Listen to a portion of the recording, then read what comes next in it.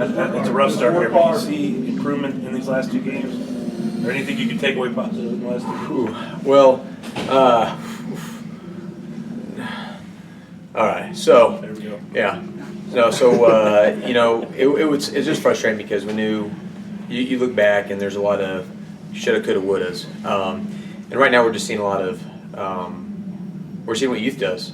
Youth has excuses. You know what I mean? And so I'll summarize what's going on right now. Is we're 4-8. We now know for sure with some of the kids they're not coming back for the year. Okay,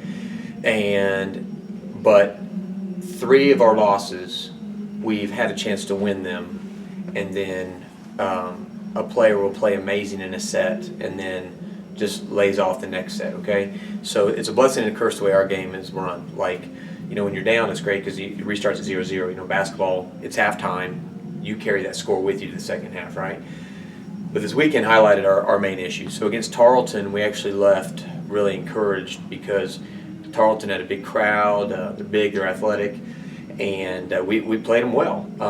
We're sending some stuff in. There's a few bad calls that with the line judge, but that being said, we still hurt ourselves where we should have been up 2-1 and then forcing them to try to win the 4th set to go to set 5. But the point is with our youth, they're more experienced, very powerful. I left feeling like we made some progress. Against Angelo, they're more they're very different than Tarleton, but they're more refined, so to speak.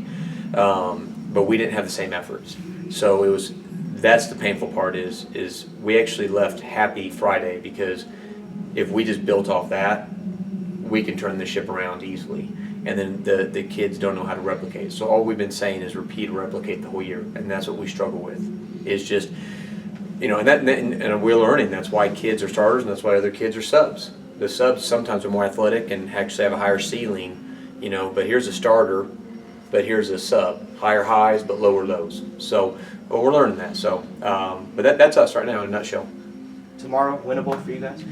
Yeah, I think, again, every game's winnable. I'm trying to figure out what side of the bed they need to roll off on because that's really what it is right now. It's like, some of them roll off on the left, they're going to play amazing, and then for some reason they roll off on the right, we're not going to do as good. So, yes, they're winnable.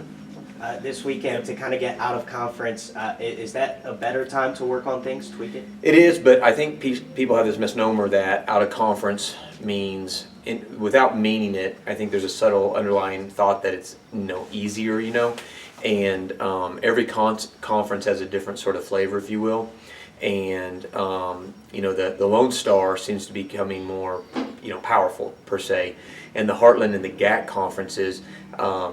The GAC those schools are they're just getting size. They're like big, and that can pose a problem for us since we've lost a lot of our athleticism. And then like when you go play the Heartland, they get small. It's like undersized on purpose, but they're just quick, and so they're a different style. So I actually think it's fun because it's a learning. Because you learn how to play the game, you know what I mean? Because now you have the big, more powerful Lone Star, then you get the big bodies of the GAC, and then you get the Heartland of the little kids that are but they're wicked, laterally quick, and athletic. I think it actually trains the brain to learn how to process the game because now you're seeing it played by 3 different body types. You know what I mean? So it helps you fixate on what's more important. So it does help you learn. It's just that we have to be careful because these teams are. All the teams I scheduled them with the idea of the kids without the injuries, and so they were all to help us try to host regionals, which means we need a good strength of schedule. So a lot of these teams I was predicting to have a very good year, so all these games are more challenging than what they traditionally would see. You talk about Midwestern real fast.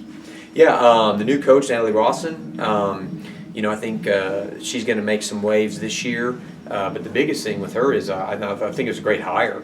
She turned Newman around out in Wichita, and I just think she needs a little bit of time. So I don't know when it's going to happen. But if you look at Chi at Cameron, they're rocking and rolling, and these schools are hiring some good coaches, and they're giving them some resources. And so it's just a matter of time with all. I just think every school now.